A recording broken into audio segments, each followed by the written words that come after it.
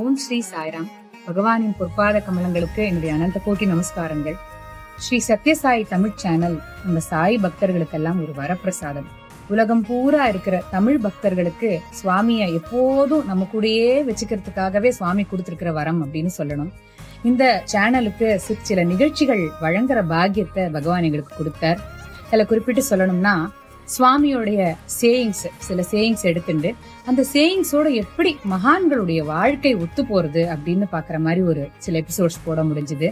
அதற்கப்புறம் பெரிய புராண கதைகள், அதுல சொல்லிருக்கிற தகவல்கள், இதெல்லாம் எப்படி சுவாமியோடைய ஸ்பீச்சஸோட ஒத்து போறது, சுவாமி சொன்ன மெசேஜஸோட எப்படி பெரிய புராணம் ஒத்து போறது அப்படின்னு ஒரு நிகழ்ச்சி வழங்க முடிஞ்சது.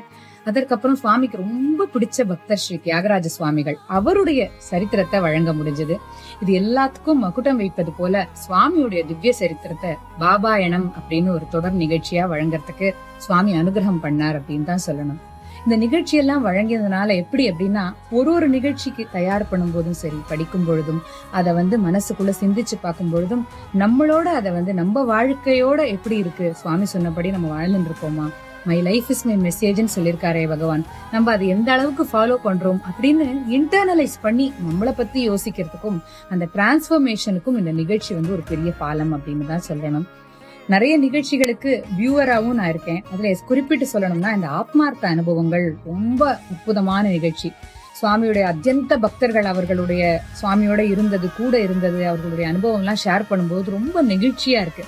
இந்த சேனல் சுவாமியுடைய அனுகிரகத்துல இன்னும் மேன்மேலும் வளர்ந்து எல்லாருடைய ஹிருதயத்திலயும் சுவாமி எப்போதும் நிரம்பி இருக்கிறதுக்கு ஒரு கருவியா இன்றைக்கும் இருக்கணும்னு சுவாமியவே வேண்டி முடிச்சுக்கிறேன். ஜெய் சாய்ராம்.